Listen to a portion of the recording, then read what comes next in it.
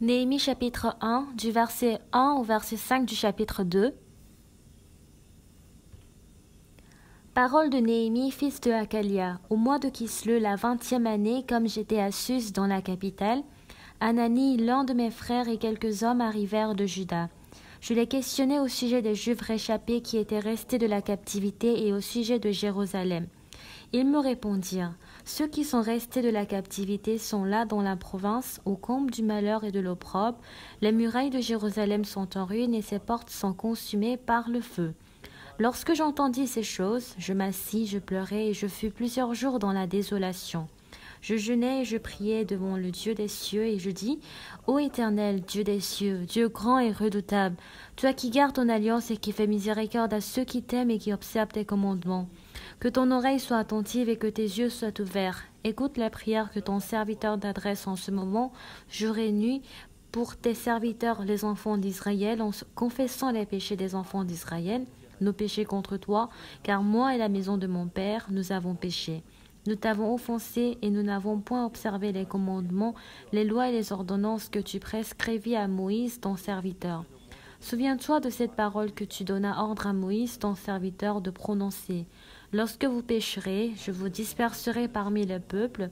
Mais si vous revenez à moi et si vous observez mes commandements et les mettez en pratique, alors quand vous seriez exilés à l'extrémité du ciel, de là je vous rassemblerai et je vous ramènerai dans le lieu que j'ai choisi pour y faire résider mon nom. Ils sont tes serviteurs et ton peuple, que tu as racheté par ta grande puissance et par ta main forte. Ah Seigneur, que ton oreille soit attentive à la prière de ton serviteur et à la prière de tes serviteurs qui veulent craindre ton nom. Donne aujourd'hui du succès à ton serviteur et fais-le trouver grâce devant cet homme. J'étais alors échanson du roi. Nous allons lire le chapitre 2, verset 1. Au mois de Nissan, la 20e année du roi d'Artaxerxès, comme le vin était devant lui, je pris le vin et je l'offris au roi. Jamais je n'avais paru triste en sa présence. Le roi me dit, « Pourquoi as-tu mauvais visage? Tu n'es pourtant pas malade. » Ce ne peut être qu'un chagrin de cœur. Je fus saisi d'une grande crainte, et je répondis au roi, que le roi vive éternellement. Comment n'aurais-je pas mauvais visage lorsque la ville où sont les sépulcres de mes pères est détruite, et que ses portes sont consumées par le feu? Et le roi me dit, me demandes-tu? Je priai le Dieu des cieux, et je répondis au roi, si le roi le trouve bon et si ton serviteur lui est agréable, envoie-moi en Juda vers la ville des sépulcres de mes pères pour que je la rebâtisse. Nous avons lu jusqu'au verset 5. Bien-aimés, bonjour.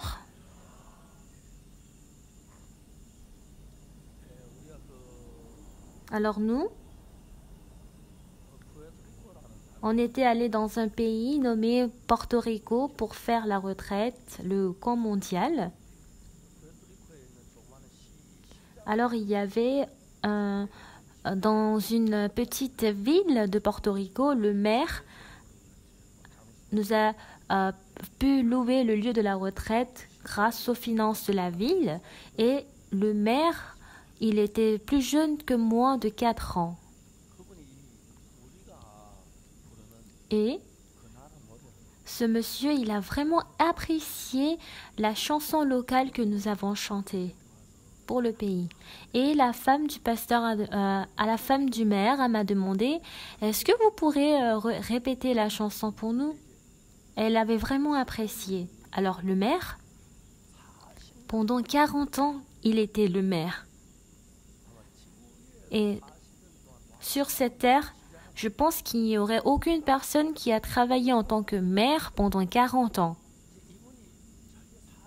Alors ce monsieur, pendant 40 ans, il nous a expliqué comment il a fait à ce qu'il travaille pendant 40 ans en tant que maire. Alors ce monsieur, il avait participé à la guerre de Vietnam et il est revenu en obtenant une grosse maladie. Alors, il n'avait aucun espoir parce qu'on ne pouvait pas guérir sa maladie. Après être revenu de Porto Rico, après quelques jours, son père avait quitté le monde. Il a fait tout son effort pour que son père puisse vivre, mais son père était mort.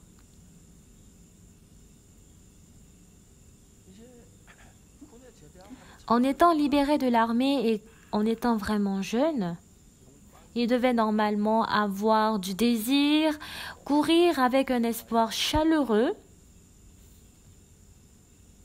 Mais pour cette personne, il n'avait aucun espoir, aucune joie et aucune espérance en lui.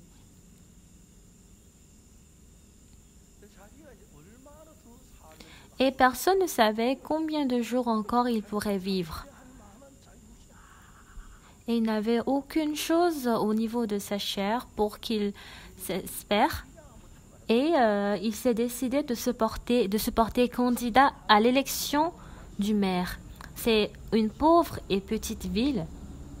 Mais en se présentant à l'élection du maire, il a été élu en tant que maire. Et depuis ce moment, pendant 40 ans, il a continuellement travaillé en tant que maire dans une seule ville. Si le maire change pendant chaque 4 ans, il a été réélu pendant 10 fois. Et il nous a expliqué comment il avait pu être pendant 40 ans en tant que maire. Et en effet, Porto Rico, c'était vraiment une très petite ville de Porto Rico. Et dans cette ville, il n'y avait aucune chose qui est produit. Il y a juste un peu de fruits de mer. Mais qu'est-ce que ce monsieur a réfléchi? Il s'est dit, accueillons les entreprises étrangères dans notre ville. Il a décollé, il s'est rendu aux États-Unis pour visiter une entreprise pharmaceutique. En visitant la pharmacie pharmaceutique, qu'est-ce qu'il a dit? Il a dit à Porto Rico, dans notre ville, nous avons cette terre. Et le prix de la terre est moins cher. Et l'environnement naturel est vraiment très bien. Alors, par hasard, si vous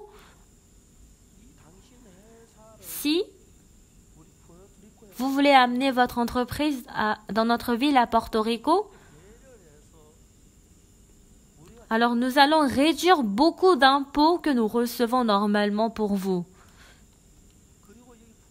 Et à Porto Rico, le salaire n'est pas cher et les gens sont très sincères et l'entreprise pourra bien marcher et parce que l'environnement est vraiment bien. En fait, l'entreprise pharmaceutique, il n'y a aucune entreprise qui sera mieux. Et ce monsieur, ces personnes en écoutant cette parole, alors l'entreprise pharmaceutique, quand ils étaient venus pour vérifier si ce que le maire a dit était la vérité, mais c'était vraiment une petite ville, mais la terre était vraiment vaste. Et la circulation était bien et l'entreprise était arrivée. Et ils achetaient du poisson à la mer, ils payaient l'impôt.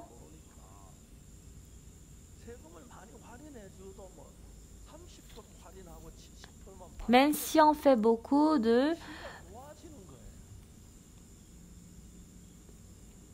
d'économise beaucoup d'impôts, on voyait que comment l'entreprise avançait mieux.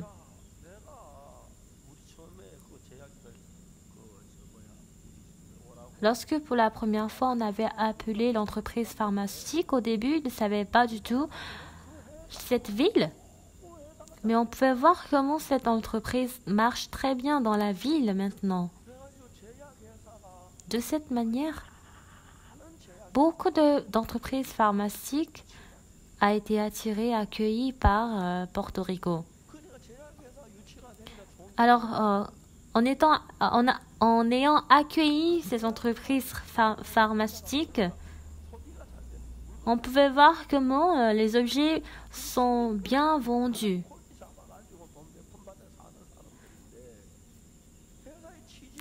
Et après, les citoyens qui vivent là-bas, parce que maintenant, ils peuvent trouver un emploi, on peut voir qu'il y a à peu près la moitié des personnes, des citoyens qui travaillent dans cette entreprise et que comme ils reçoivent beaucoup de salaires, ils paient beaucoup d'impôts C'est ainsi, ils goudronnaient la ville, les routes, et ils ont vraiment travaillé pour la ville. Alors les citoyens, en une fois, jusqu'à maintenant, les maires qui ont travaillé jusqu'à maintenant et le maire actuel, ils ont vraiment une mentalité différente. Alors, comment cette personne a pu réfléchir d'une autre manière par rapport aux autres personnes? C'est vraiment simple. Moi, je n'ai jamais imaginé d'accueillir une entreprise pharmaceutique. En fait, moi, je n'avais pas du tout. En effet, moi, mon père, après être libéré de l'armée, mon père est décédé, je n'avais aucun espoir. En fait, le père aussi, il était tombé malade, il mourait, et le fils aussi, je n'avais pas du tout aucun chemin. Et qu'est-ce qu'il a réfléchi ensuite? Parce qu'il n'avait aucune espérance en lui-même, au final. Toutes les espérances qu'il avait en lui-même, il avait pu jeter et il a essayé de trouver un travail pour les autres personnes. Quand il a abandonné toute sa vie pour lui-même, dans ce monde, il y a beaucoup de personnes qui vivent pour soi-même, mais pour cette personne, parce qu'il avait une espérance en dehors de lui-même, il pouvait entrer dans un monde où personne ne pouvait imaginer. Quand j'étais allée là-bas, il avait dit qu'il était le dernier maire et que il y avait beaucoup de jeunes personnes qui voulaient prendre sa place, prendre le relais. Et il s'est dit il voulait arrêter pour eux. Vraiment, il avait travaillé pour 40 ans pour cette ville, mais le maire, actuellement, il vit très bien et les citoyens aussi, depuis que le maire est arrivé, il travaille vraiment sincèrement pour le citoyen. Il ne vit pas vraiment pour lui, mais il est pour le citoyen. Et à Porto Rico, une autre personne ne pouvait pas se porter candidat à l'élection du maire, parce que tout le monde choisissait ce monsieur. Alors ce monsieur, j'ai pu discuter avec le couple du maire pendant 3 jours et je pouvais voir exactement sa vie.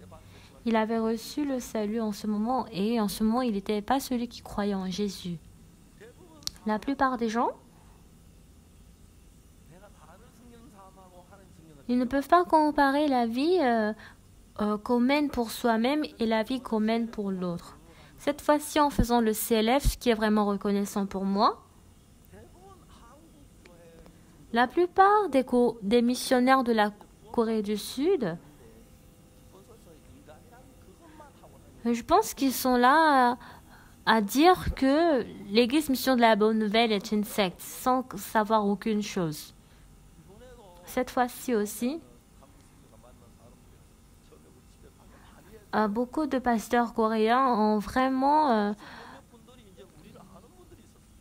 et parmi les pasteurs, il y avait des personnes qui nous connaissaient. Ils disaient « Ah, tout ce qu'ils prêchent, c'est le mensonge. » Sans pouvoir vraiment visiter l'église, ils disaient « Non. » Si on leur demande « Est-ce que vous avez rencontré le pasteur au parc avant ?» Ils disent « Non. » Mais quand même, ils disent que c'est une secte. Alors, les personnes, ils écoutaient le message de la parole d'un pasteur local.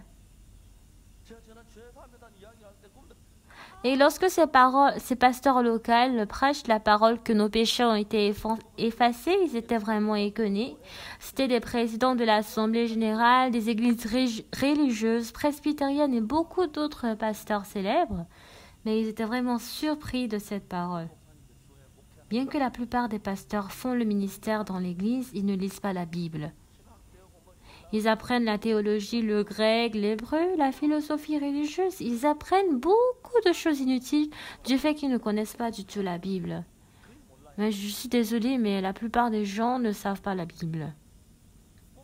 Les pasteurs, quand je les demande s'ils croient en Jésus-Christ, En effet, il n'y a aucun pasteur qui enseigne exactement la rémission du péché. Beaucoup de pasteurs semblent pouvoir recevoir la rémission du péché et disent qu'ils sont pécheurs. Cette fois-ci, à Paraguay, dans la matinée de 9h30 jusqu'à 11h, j'avais le premier temps. Et de 11h à midi, je me reposais. En réalité, on m'a accordé 2 heures, mais je prêche en réalité 3 heures de temps. Et quand je prêche la parole pendant 3 heures, je suis vraiment très content. Et après avoir prêché la parole, je demandais, est-ce que vous avez des questions? Il y avait un pasteur qui avait levé la main. Pasteur, je vous remercie de votre message, j'ai bien écouté. Mais en effet, nous avons reçu la rémission du péché. Mais qu'est-ce qui va se passer si on pêche encore le péché? C'est de cette manière qu'il a posé. Quand je reçois ce genre de questions, j'ai envie d'embrasser cette personne. Parce que c'est comme si j'ai déjà planifié cette question. J'ai envie d'enseigner cela et il a déjà posé. Alors j'ai ouvert Hébreux 9, verset 11. À des centaines de milliers de personnes, j'ai prêché ce verset. Mais Christ est venu comme souverain sacrificateur des biens à venir. Il a traversé le tabernacle plus grand et plus parfait qui n'est construit de main d'homme, c'est-à-dire qui n'est pas de cette création. On sait que le Christ est venu comme souverain sacrificateur des biens à venir, mais il a traversé le tabernacle plus grand et plus parfait qui n'est construit pas de la main d'homme. Mais alors, la tente représente la tente. Alors, le temple de la Corée du ciel, c'est le temple permanent. Et on doit créer le temple sur la terre. Et parce que c'était l'époque d'égarement pendant 40 ans au désert, ne pouvant pas construire un bâtiment à perpétuité, ils ont construit sous forme de tente pour appeler tente. C'était le temple. Mais Christ est venu comme souverain sacrificateur des biens à venir. Il a traversé le tabernacle plus grand et plus parfait qui n'est pas construit de main d'homme, c'est-à-dire qui n'est pas de cette création. Le tabernacle à travers Moïse a été construit par Betsalel et Oholiab. Et à cette époque, c'était en 1491 avant Jésus-Christ. Parce qu'on ne peut pas mesurer le temps à partir de la Bible. Et lorsqu'on a vérifié quand est-ce que les Israélites ont quitté à travers l'histoire de l'Israël, on a pu voir que c'était 1500 ans avant Jésus-Christ. Et lorsque nous avons pu faire sortir les Israélites de l'Égypte, alors derrière, il y avait les Égyptiens qui suivaient. Et ils se disent, les Israélites se disent, c'est parce qu'on n'a pas de cimetière qu'en Égypte qu'il nous fait mourir comme ça. Mais les Égyptiens avec le cheval, ils étaient en train de courir pour les attraper, mais on pouvait voir que la mer a déjà pris sa place. C'est-à-dire, on appelle immersion et non la longévité. Immersion, c'est-à-dire célébrer les funérailles sous l'eau. Ils étaient vraiment très contents et reconnaissants devant Dieu. Et parce qu'ils commettent le péché, ils font des erreurs. Dieu a donné les 10 commandements.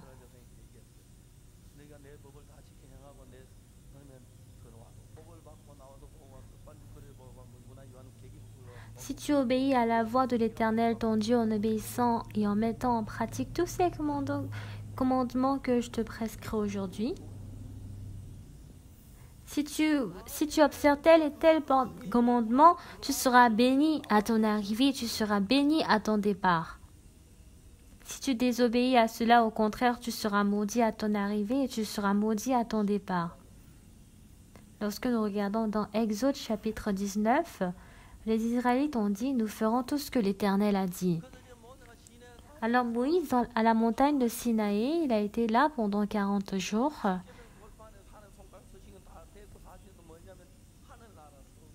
Il avait regardé le temple du ciel en écrivant avec ses deux mains les deux tables des 10 commandements. Il avait enseigné, ceci c'est l'autel, la cuve d'airain, le chandelier, l'autel de parfum, la table de pain, l'arche. Construisez selon ce que vous avez regardé. Alors Moïse, avec ses deux mains, en prenant les deux tables des 10 commandements dans son cœur, en prenant le temple du ciel, un peu plus moins que les lois du ciel, du pays du ciel, et ensuite, au lieu du bâtiment à perpétuité avec la tente, ils ont construit le temple. Dans Hébreux, chapitre 9, verset 11, il est dit, « Mais Christ est venu comme souverain sacrificateur des biens à venir. Il y a un qui est au ciel et l'autre qui est sur cette terre. » Alors maintenant, le tabernacle sur cette terre a pris fin aujourd'hui. Beaucoup de gens pensent que la chapelle est le temple. Mais dans la Bible, il est dit le lieu où se déroule le culte est le temple. Vous avez compris? Alors, avec le pays du ciel et sur cette terre, il y a deux lieux. Mais Christ est venu comme souverain sacrificateur des biens à venir. Alors, Christ est venu en tant que souverain sacrificateur. Il a traversé le tabernacle plus grand et plus parfait qui n'est construit pas de main d'homme, c'est-à-dire qui n'est pas de cette création. Alors on donne la différence entre le pays du ciel et la terre. Le pays du ciel n'a pas été construit par les mains d'hommes. Et ce qui est sur ce pays du ciel est vraiment le temple est plus grand que la terre. Beaucoup de gens, beaucoup de pasteurs, j'ai beaucoup lu le cours sur la Bible de beaucoup de pasteurs. Il y a certaines personnes qui ouvrent le livre de Romains ou d'Éphésiens, mais j'étais vraiment déçue d'eux. Et en lisant la Bible et ensuite ils passent le passage disant que nous sommes justifiés. Ils ont leur cours sur la Bible, mais parce que sur cette partie, ils ne comprennent pas. Mais en effet, le fait de passer, le fait d'échapper ce cours sur la justification, alors ce n'est plus une explication de la Bible. Cela veut dire que nous demeurons en tant que pécheurs. Alors comment un pécheur peut vivre sans le péché? On ne peut pas comprendre, c'est ce qu'ils disent.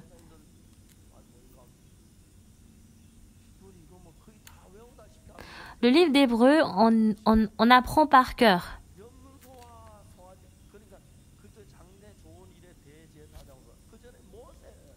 À l'époque de Moïse, en regardant le temple qui a été construit au ciel, il a traversé le tabernacle du plus grand et plus parfait et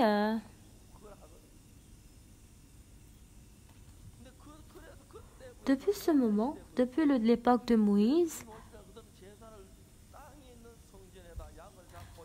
on a attrapé le mouton ou le bœuf pour faire le sacrifice par la loi, mais le travail qui vient du ciel est l'ombre du bon travail.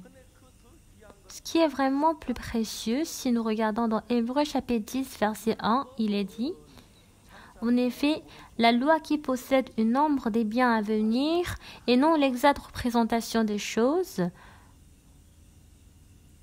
pour cela, ne peut jamais, par les mêmes sacrifices qu'on offre perpétuellement chaque année, amener les assistants à la perfection. Ce n'est pas le vrai en attrapant le mouton ou le bœuf pour faire le sacrifice par la loi, mais le travail qui vient du ciel est l'ombre du bon travail. Jésus-Christ qui va venir sur cette terre et à travers. C'est ça l'agneau de Jésus, l'agneau de Dieu. Sur cette partie, lorsque je lis cette partie de la Bible, Jésus-Christ est venu en tant qu'un agneau sur la terre. Alors, la méthode de sacrifice qui sort dans le livre de Lévitique, j'ai commencé par lire et étudier.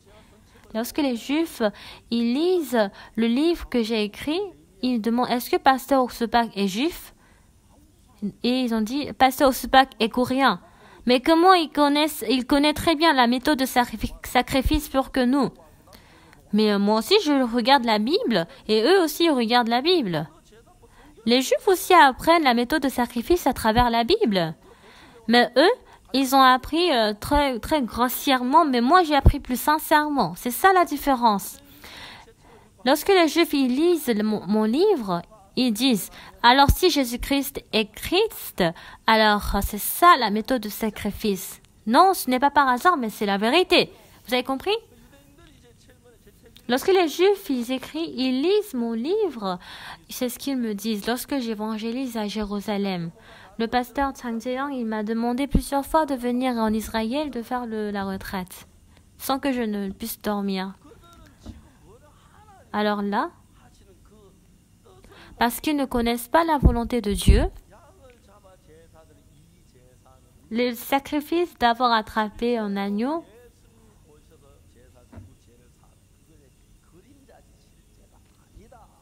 il est l'ombre des biens à venir, mais ce n'est pas l'exacte représentation des choses. Alors les gens, en attrapant l'agneau, ils font le sacrifice.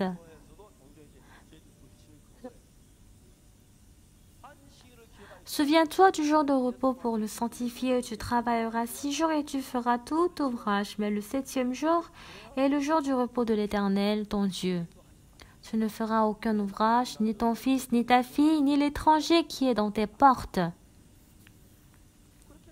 C'est de cette manière que le jour de sabbat est fait. Alors, dans Colossiens 2, chapitre verset 16, il est dit que personne donc ne vous juge au sujet du manger et du boire, ou au sujet d'une fête, d'une nouvelle lune ou des sabbats. C'était l'ombre des choses à venir, mais le corps en Christ et en Christ. Tout cela est l'ombre. Dans l'Ancien Testament, le fait d'attraper l'agneau, Jésus-Christ est l'ombre. Alors, le jour du sabbat est quelle ombre?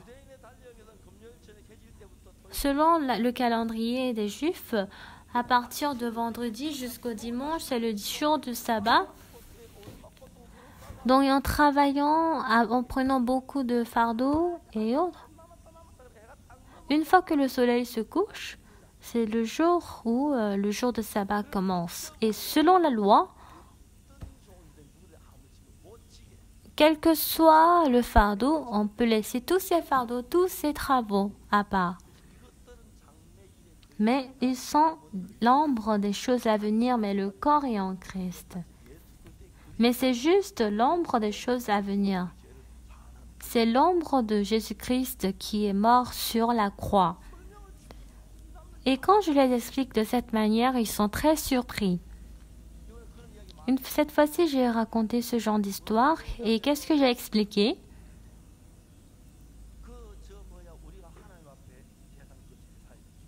J'ai expliqué comment nous faisons le sacrifice devant Dieu. C'est l'ombre des choses à venir. Les Juifs, en prenant un fardeau lourd, et depuis le vendredi soir, lorsque le soleil se couche, ils sont libérés de toute difficulté, de tout fardeau. Alors devant Jésus-Christ, nous sommes libérés de tout péché. C'est ça le véritable sens du jour de sabbat. Mais en ne connaissant pas cela et qu'on est toujours enfermé à notre ancienne méthode de jour de sabbat, on ne peut qu'être malheureux.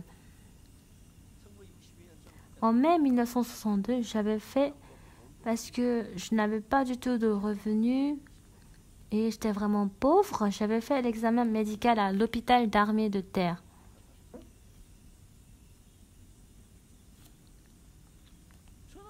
Alors moi, parce que je n'avais pas du tout aucun problème au niveau de mon corps et je n'avais jamais imaginé que j'allais échouer à cet examen. Je n'avais jamais imaginé.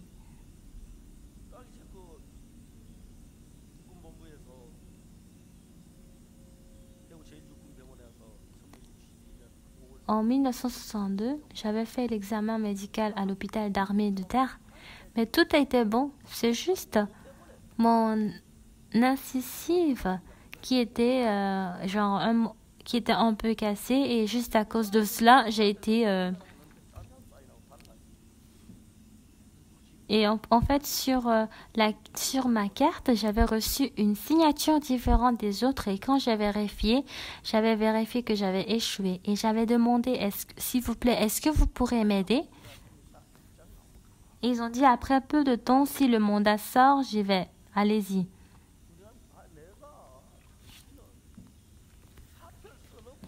Même pour vous, même si vous donnez la lettre de démission, même si je donne la lettre de démission, je ne pourrai pas du tout vous accepter. Parce que votre incisive, non pas la molaire, mais votre incisive est un peu cassée. Et en ce moment, j'ai eu plusieurs pensées. Parce que je n'ai pas de revenus, je n'ai pas de travail. Et si on rassemble les œufs pondus pendant 5 jours, tout ce que j'ai comme revenu, chez moi,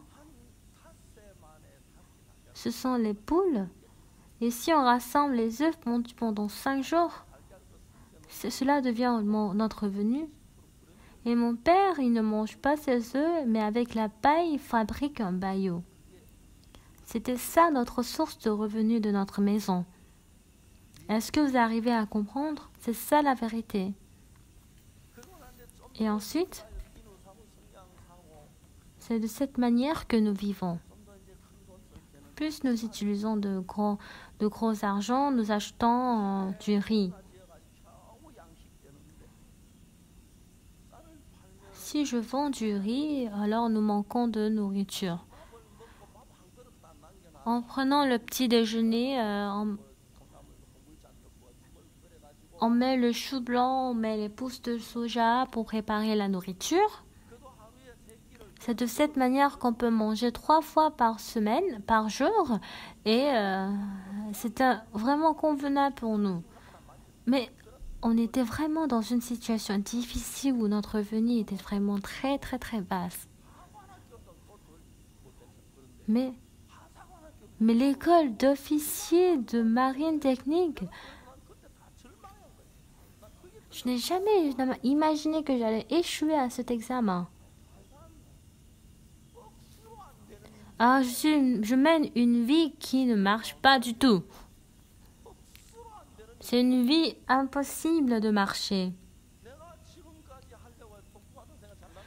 Jusqu'à maintenant, j'avais eu des pensées que j'étais intelligente et que j'étais mieux. Je suis vraiment désolée.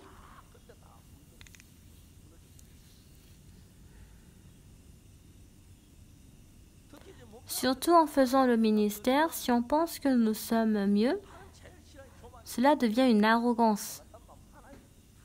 Et c'est Dieu qui fait abandonner cela.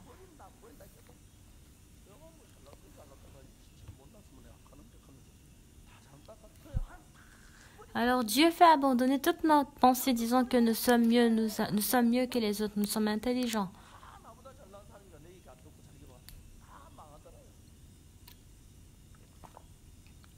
Celui qui écoute la parole des autres personnes, c'est celui qui n'a pas du tout de l'espoir en lui. Alors la pensée que j'avais eue, c'était je ne dois pas suivre ma pensée. C'est tout ce que j'avais comme certitude en moi. Je suis désolée. Ce n'est pas ainsi que je n'ai pas suivi ma pensée, mais en ayant la certitude en moi Le cœur qui croyait vraiment en moi a été détruit.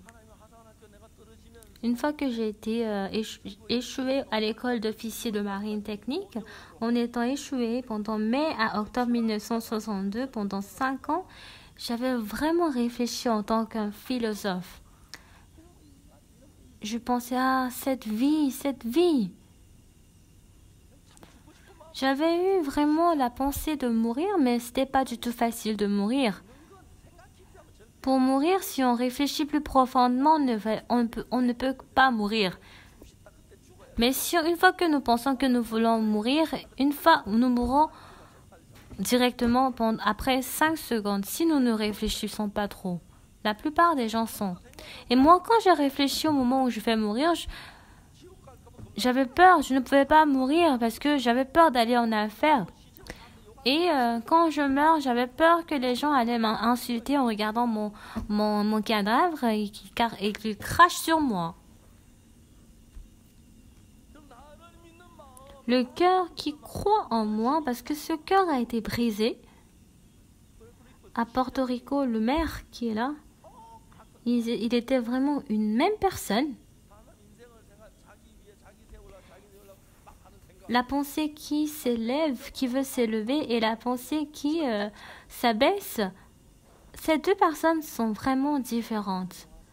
À la guerre de Vietnam, il voulait guérir sa maladie et il voulait mener une vie plus confortable, mais parce que sa famille était vraiment très pauvre et il ne pouvait pas du tout amener son père à l'hôpital parce qu'il manquait de l'argent et son père avait quitté le monde.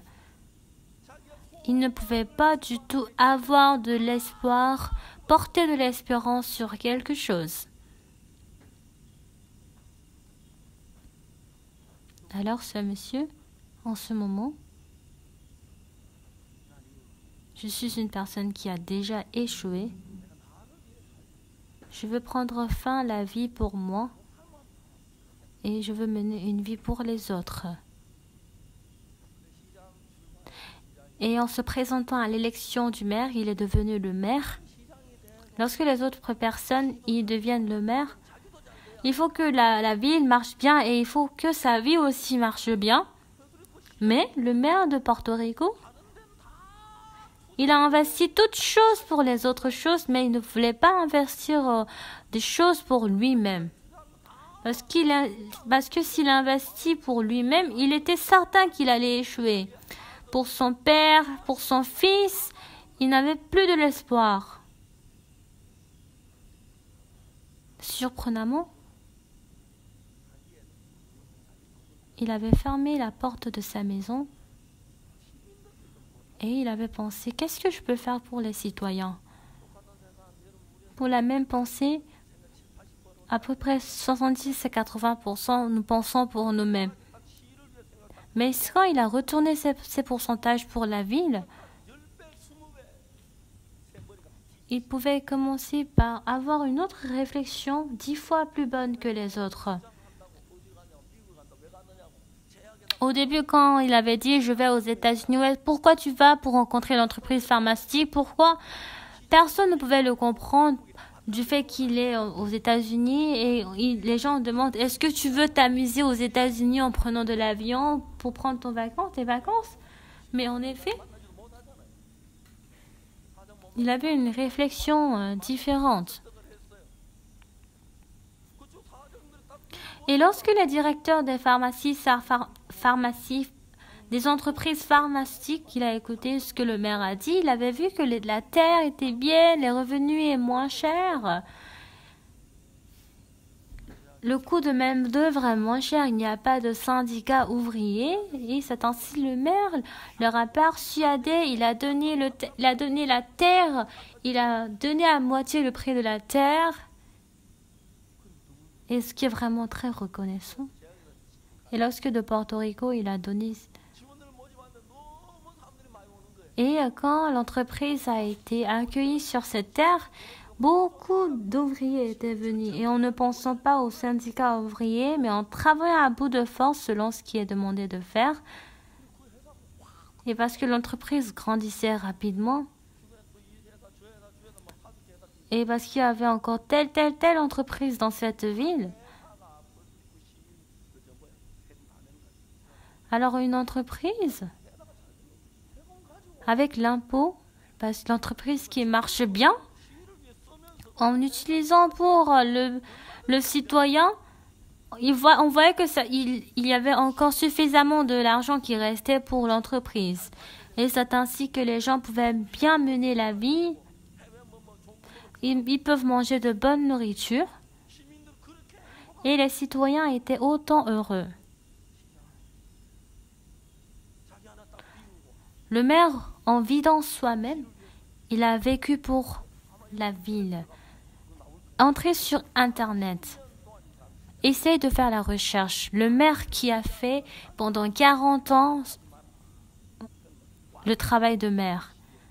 Je pense qu'il n'y a aucun maire qui a travaillé comme ça, si ce n'est pas un roi. Mais en travaillant pendant 40 ans en tant que maire, quand il est sorti de l'armée, je pense qu'il avait 19 ans ou 20 ans comme ça. Et maintenant, je pense qu'il a dépassé 60 ans. Et il a dit, en fait, comme il est âgé maintenant, il va laisser la place aux jeunes personnes. Et ce monsieur, il avait apprécié la chanson de la chorale Gracias. Après le camp, il venait à côté de moi me demandant, faites à ce que la chorale puisse reprendre cette chanson locale du pays. Et il écoutait cette chanson comme la meilleure chanson du monde. Il venait à côté de moi. Pasteur, il faut demander à ce qu'il chante encore la chanson. Et j'ai dit, mais allez-y, mais ça coûte pas l'argent.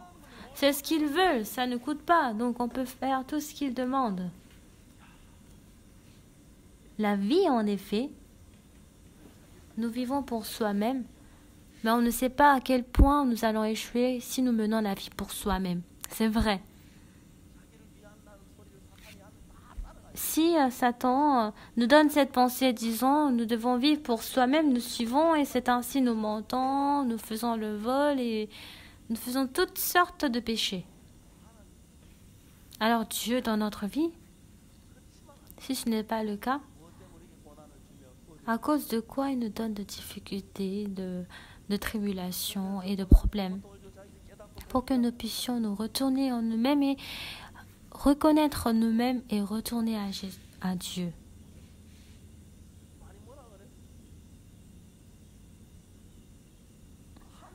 Les gens, très bizarrement, quand ils vont aux États-Unis, même les Africains, ils disent que les Africains sont arrogants.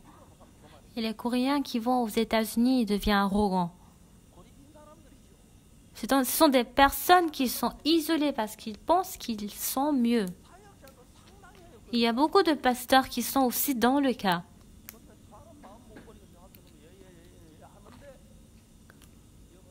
Ils ne peuvent pas observer le cœur de l'homme et devant ils disent oui, oui, oui, mais ils ne peuvent pas comprendre. En 1962, lorsque j'avais échoué à l'école d'office, il y avait une chose que Dieu m'a enseignée. Il m'a dit, ne te crois pas, tu es stupide. Oui, je suis stupide. Oui, tu es vraiment une personne stupide. Ne te crois pas. Oui, je ne me crois pas.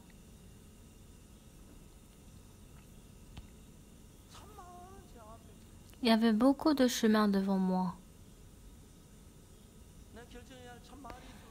J'avais beaucoup de choses à ce que je devais décider en moi-même. Et parce que toute chose ne marche pas selon la foi, j'ai cherché la Bible et je voulais chercher la volonté de Dieu. Mais les pasteurs, les missionnaires, ils ne sont pas dans le cas. Parce que je suis âgée et que je suis le pasteur principal, ils disent devant moi oui, oui, oui par la bouche, mais ils ne peuvent pas laisser leur cœur. Quand j'étais allée aux États-Unis, sincèrement, depuis le matin, je les ai parlé. Dans leur cœur, ils sont le roi et aussi Jésus-Christ est le roi. C'est pour cela que nous devons lire la Bible. Et dans la Bible, il est dit, celui qui veut me suivre doit d'abord se renier. Il faut d'abord se renier. Se renier.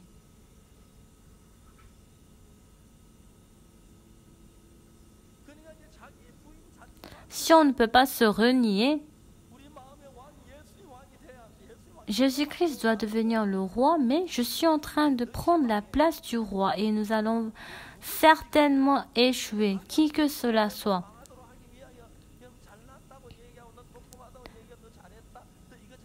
Beaucoup de gens dans la Bible enseignent que il faut bien faire ça, il faut bien faire cela, et ceux qui sont idiots, ils écoutent et ils pensent qu'ils sont mieux et intelligents. Mais en vivant en réalité ainsi, exactement, j'ai été trompé par le diable.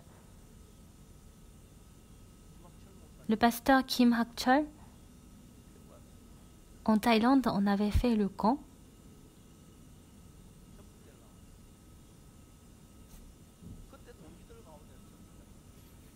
Et il n'y avait pas beaucoup de personnes qui sont venues de l'université de Jeonbuk.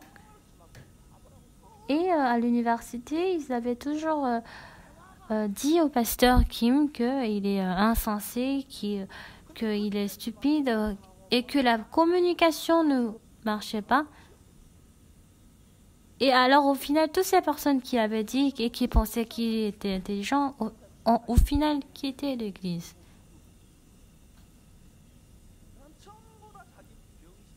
Beaucoup de personnes lui avaient considéré en tant qu'un malade.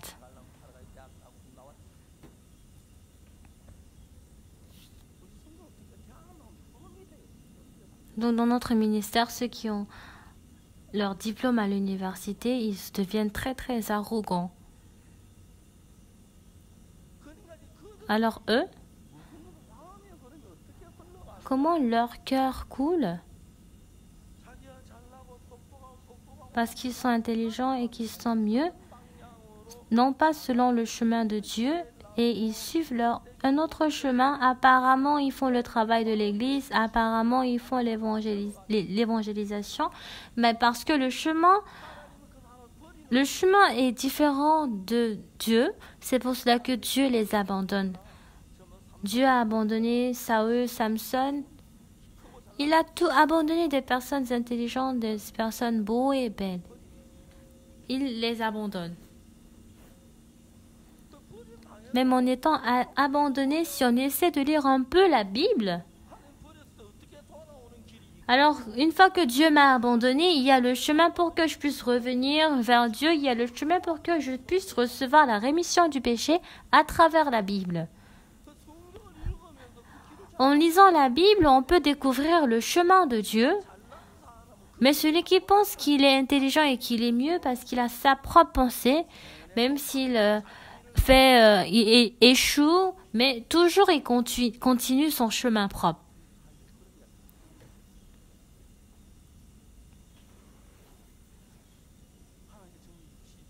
Dieu, en 1900,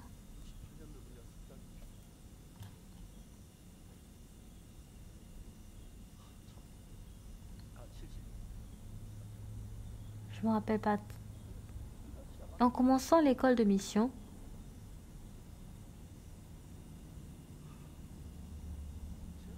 ce que je n'arrive pas vraiment à supporter, lorsque les élèves missionnaires reçoivent la rémission du péché,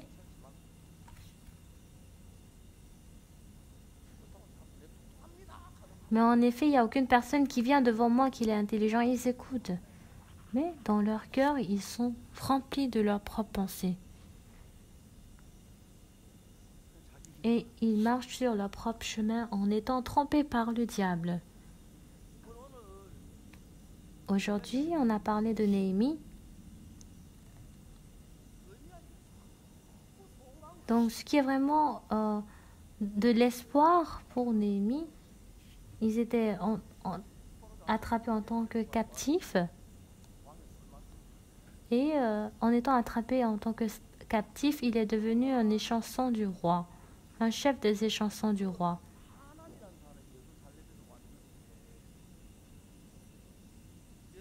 Donc de Jérusalem, Dieu à Hanani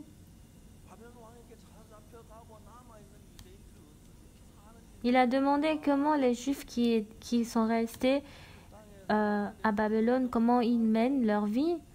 Et lorsque les Juifs étaient violés, et on peut trouver l'histoire où la porte du temple de Jérusalem est brûlée, le mur du temple est brisé. Ce qui est vraiment très simple comme histoire. Une fois que la porte du temple de Jérusalem est brûlée et que le mur du temple est brisé, cela veut dire que la ligne qui sépare le temple saint et l'extérieur qui est sale a été brisée. Normalement, avec cette ligne, on peut discerner l'intérieur et l'extérieur du temple. Alors, dans notre vie spirituelle, une fois que la porte du temple de Jérusalem est brûlée et que le mur du temple est brisé, on ne peut plus discerner jusqu'à quel niveau c'est le temple, c'est un lieu qui est propre. Parce qu'il n'y a plus la ligne sainte, on doit tracer la ligne selon notre propre opinion. Donc, on peut lire libre, on peut ne pas lire, on peut prier, ne pas prier, on peut ne pas participer à l'église et participer. Ces personnes ne savent pas comment ils sont enfermés dans le monde. En étant conduits par la chair, et au final, ils sont abandonnés par Dieu.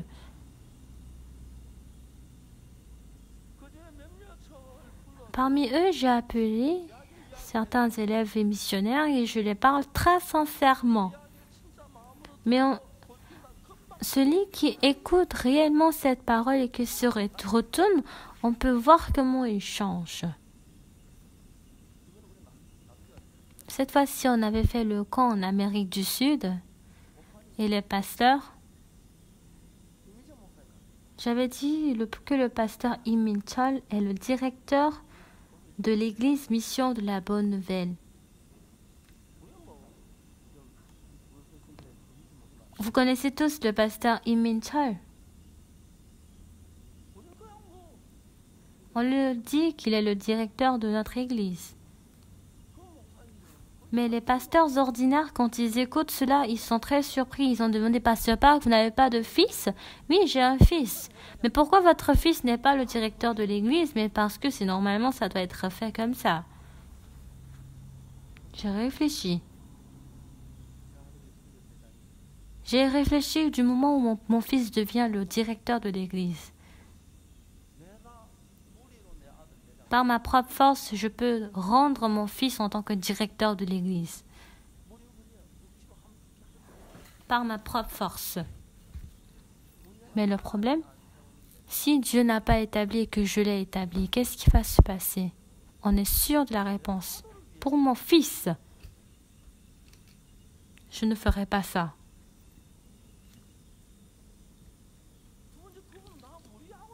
Alors ces personnes avaient des yeux différents de nous. Ces personnes, en nous regardant, ils étaient très surpris. Secondo, ils avaient parlé de l'argent. À Paraguay, il y avait le camp. Quelle que soit la chorale, mais quel que soit l'orateur, ils sont toujours ouverts du fait qu'on doit utiliser l'argent.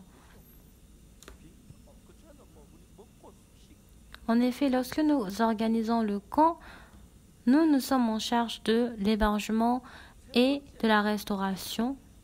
Et c'est aux participants eux-mêmes de payer le frais de participation et le frais de visa et d'avion.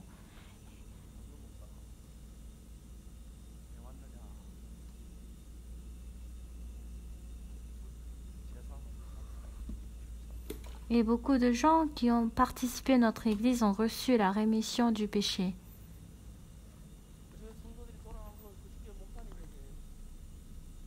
Lorsque les fidèles sont revenus dans l'église, qu'est-ce qu'ils ont dit? Dans les églises originaires, il y a beaucoup de luttes entre les fidèles. Si par hasard le pasteur Bang Yong-guk avait reçu juste une seule personne, on va se dire « Ah, notre fidèle a été dépouillé ». Selon leurs yeux, on était vraiment très bizarre. La Bible aussi est la Bible. On peut voir comment ils ne vivent pas pour... On ne vit pas pour nous-mêmes, à quel point on n'est pas intéressé à de l'argent. Nous, en Corée, si on fait la retraite des chrétiens en Corée, si on parle de l'orateur de la même réunion pour la réanimation de la foi, le carnaval, les gens du monde sont déjà au courant de cela. Et ces personnes ne parlent que de l'argent. Mais nous, la chorale Gracias. Beaucoup de personnes paient leurs frais de billets d'avion. Moi, j'ai écouté cela pour la première fois. Ah, ces personnes sont des personnes qui ne vivent pas pour de l'argent.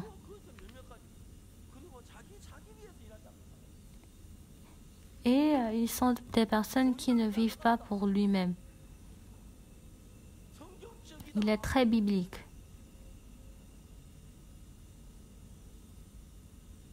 Bien-aimés, nous,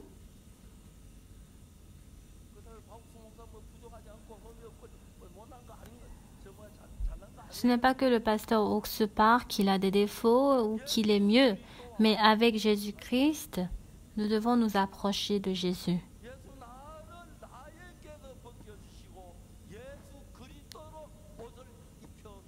Jésus-Christ est en train de nous faire porter des vêtements de Jésus-Christ. Mais beaucoup de gens, plutôt que les vêtements de Jésus, ils portent leurs propres vêtements. Pour ces personnes, ils ne pourront jamais obtenir la grâce de Jésus-Christ. Nous devons porter les vêtements selon Jésus-Christ. Nous devons nous renier pour porter les vêtements de Jésus. Parlons-en. Dieu et à travers deux frères de Judée, ils sont venus à Babylone et on a rencontré Néhémie. Ah oui, nous sommes venus en tant que captifs. Mais après nous, qu'est-ce qui s'est passé? Le peuple qui sont restés a été violé sur cette terre. Et la porte du temple a été brûlée, le mur du temple a été brisé. Ces histoires, si nous lisons Néhémie, on peut voir à quel point notre cœur est poignardé. Mais Néhémie, il pense des choses que personne ne peut penser. Ouais, Jérusalem, parce qu'ils ont perdu la guerre, c'est normal qu'ils soient en captif. Qu'il soit attrapé en tant que captif, c'est normal. Mais Néhémie n'était pas du tout ainsi. Néhémie était triste. En étant attrapé en tant que captif, en travaillant en tant qu'esclave pour le roi, c'était pas ça qui était une tristesse pour lui.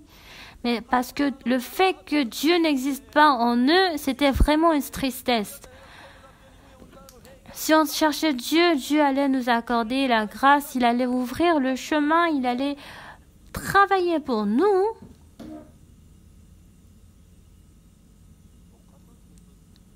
Les mêmes fidèles fréquentent l'église, ils reçoivent le salut. Ils sont si malheureux. Nous avons reçu le salut et ça va, c'est tout.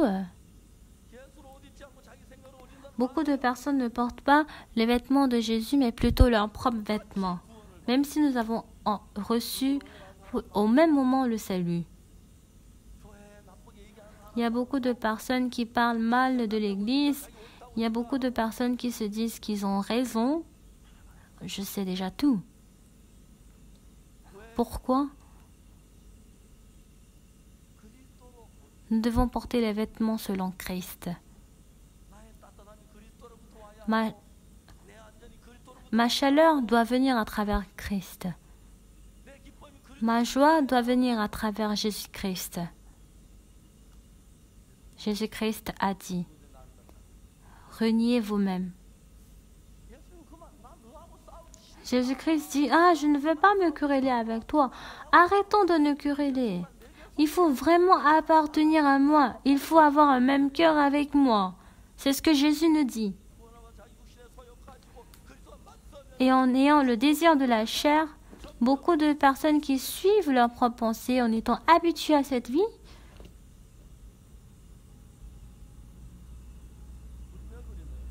en effet, ma belle-fille, elle a vécu au Brésil. Elle a vécu au Brésil. Et sur la table où ma belle-fille, elle prépare de la nourriture, il y a beaucoup de viande. Et mon cadet est vraiment, elle est cochonne. Et Sun Young, elle a les maladies de peau. Et j'ai dit à ma belle-fille, et sur la table, je pense qu'il faut diminuer la proportion de la viande.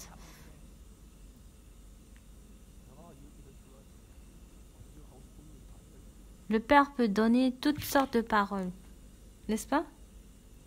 J'ai fait asseoir Sun Young et j'ai dit, et je lui ai ouvert le livre de Daniel. Et j'ai dit, lorsque Daniel a mangé uniquement les légumes, il est devenu plus abondant et riche. Il a aimé la viande.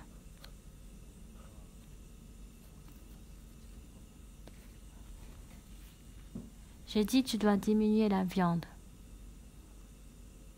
Cela pourra te servir de la maladie des peaux. Et depuis ce moment, elle ne mange plus la viande. Elle mange que les légumes. Ma belle-fille, elle a diminué la proportion de viande sur la table. Et maintenant, elle mange bien les légumes. Les légumes rendent le sang plus sain et nous donnent la santé. Alors moi, cette fois-ci, ma fille, elle était malade au corps. Elle était couchée à la maison et elle avait dit qu'elle voulait aller aux États-Unis.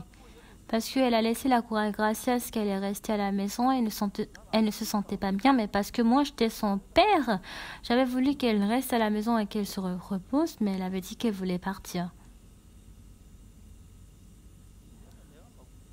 Alors, je lui ai dit, comme de partir. Et hier et avant-hier, on avait fait la retraite pendant 2 jours. Et elle avait fait elle avait conduit la Cour Gracias. Et maintenant, son corps s'est beaucoup amélioré. J'étais vraiment très reconnaissant à Dieu. En prenant l'avion à l'aéroport, j'avais dit à ma belle-fille, bébé, puisque tu as bien aidé ta belle-sœur, il me semble que sa santé s'est beaucoup améliorée. J'étais vraiment reconnaissant.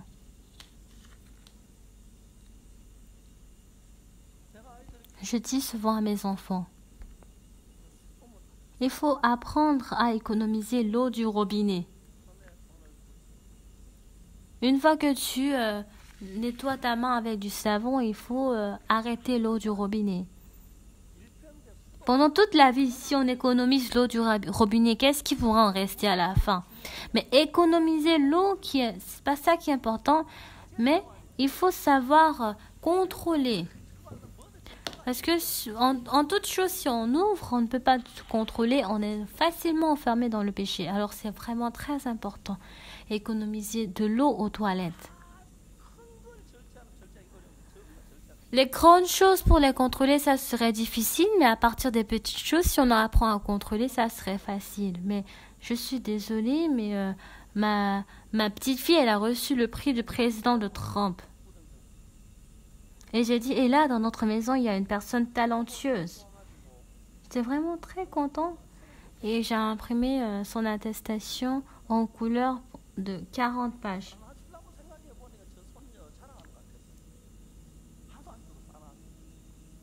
Mais c'est comme si je vantais le prix que ma fille allait reçu. Donc j'ai laissé tout cela chez moi.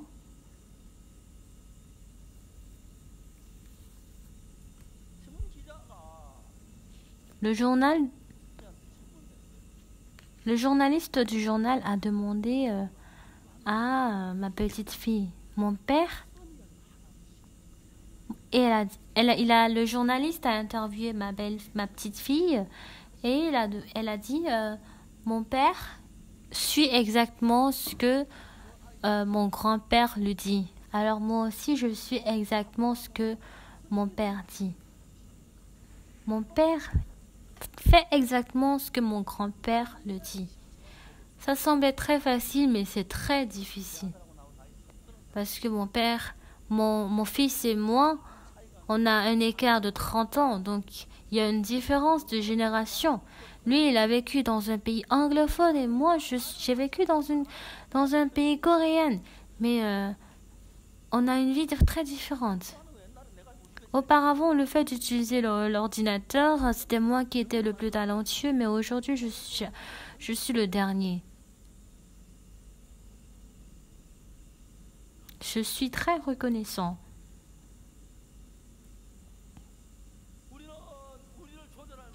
Parce que nous n'avons pas la capacité de nous contrôler. Ce n'est pas parce qu'on veut renier Dieu, mais ceux qui n'ont pas la capacité en eux-mêmes, leur état de leur cœur était déjà vers Dieu. Les enfants, en étant enfermés dans les jeux d'argent, en étant enfermés dans les jeux, parce qu'ils ont fait selon ce qu'ils veulent, mais parce qu'ils n'ont pas appris à contrôler ce qu'ils veulent.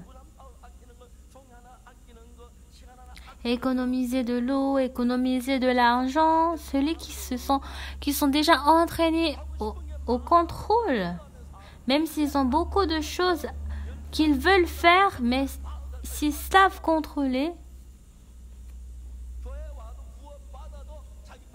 Mais ceux qui sont dans le contraire, même s'ils rencontrent l'Église et qu'ils reçoivent le salut, ils mènent toujours leur propre vie et ils ne savent pas que cette vie est erronée.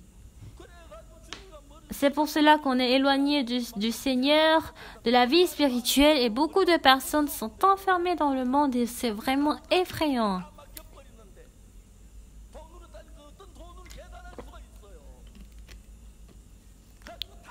Même si nous perdons tout cela, mais nous n'arrivons pas du tout à nous contrôler par nous-mêmes.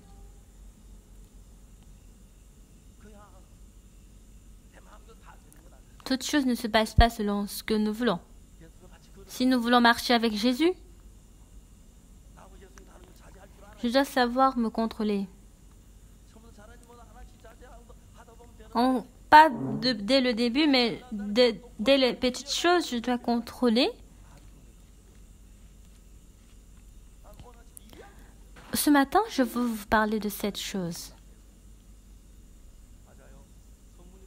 Le mur de tabernacle a été brisé. Mais pourquoi Néhémie était triste? Lorsque Néhémie était triste, pourquoi les autres personnes ont pensé que était normal, dans un état normal? Beaucoup de gens, en menant la vie spirituelle, lorsque la porte du tabernacle a été brûlée et lorsqu'ils ont mené la vie du monde, ils doivent normalement verser des larmes. Ils doivent penser comment va se passer avec mes enfants et autres. Mais en suivant le désir de la chair, apparemment nous venons juste à l'église. Parce que nous avons reçu le salut et que nous avons reçu la rémission du péché, il y a beaucoup de gens qui vivent selon leurs propres pensées.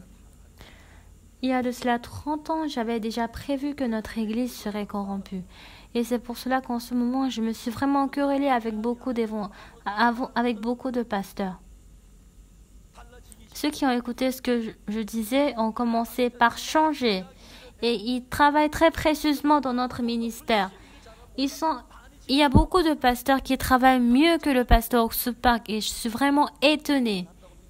Mais ceux qui croient en eux-mêmes, ils deviennent des personnes inutiles. Ils critiquent Jésus.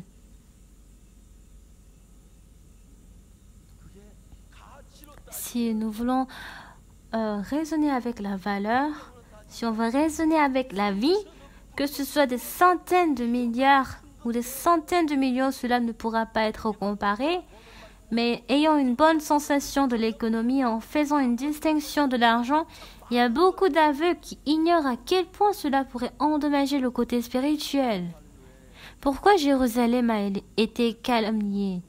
Pourquoi la porte du tabernacle et le mur du tabernacle ont été brûlés et brisés? Parce qu'ils étaient enfermés dans leurs propres pensées. Dans l'église, il y a beaucoup de ce genre de personnes. Même si il y a des gens qui ont reçu le salut, ils ne veulent pas contrôler, ils ne veulent pas renier leurs propres pensées. Parce qu'ils ont la pensée de la chair qui s'élève en eux. Mais celui qui écoute à la parole de Jésus-Christ, suivre sa propre pensée, ce sont des choses que les idiots font. Bien-aimés,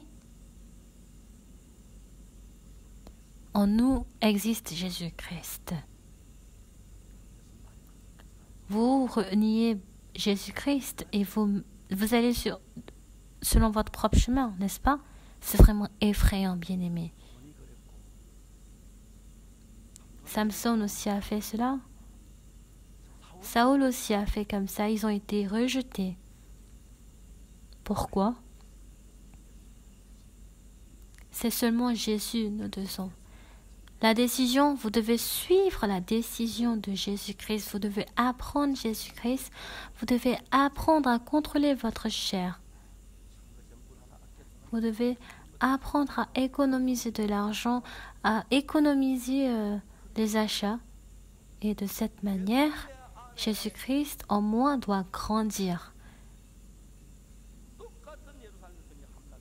Le même Jérusalem était en train d'être détruit, mais c'était Néhémie seul qui était dans la tristesse. Il ne mangeait pas, il faisait le jeûne.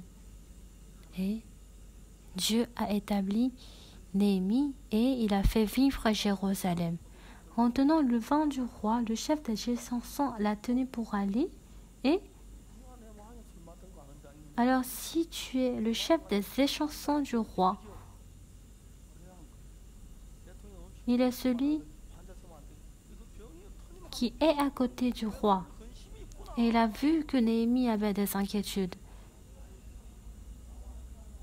Néhémie a prié silencieusement devant Dieu. Celui qui a ce genre de cœur,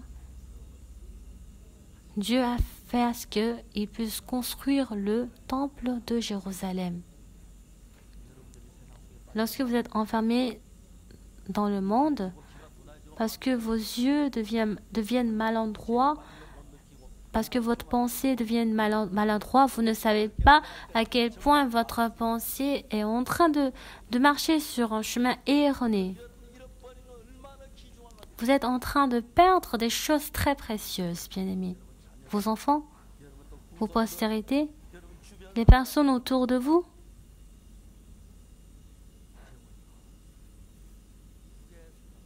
De la vie où nous appartenons à notre chair. Apparemment, ce n'est pas que nous devons aller à l'église et que nous donnons l'offrande et autres, mais bien aimé, ce n'est pas cela.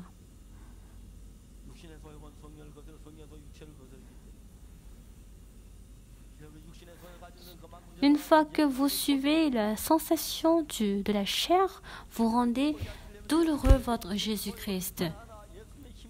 En obtenant la force de Jésus-Christ, vous devez abandonner votre chair. Et lorsque nous menons une vie qui rend joyeux Jésus-Christ, la maison où nous demeurons deviendra une maison de bénédiction. Et toute la famille de la maison, tous les enfants pourront obtenir la bénédiction.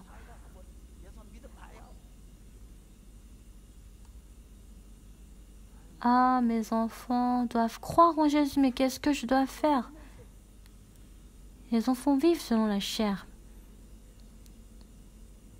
À travers Jésus, nous devons porter les vêtements et ensuite, en ouvrant la Bible, on doit voir, on doit retourner notre vie. Le cœur de Jésus-Christ. À quel point nous serons bénis. Tout comme nous menons la vie à Jérusalem, nous faisons le travail pour Jésus-Christ, pour Dieu. Dieu nous a donné le travail, il nous a confié le travail. En toute chose, en investissant toute chose, nous devons travailler et nous devons être reconnaissants à notre Dieu. Nous allons prier.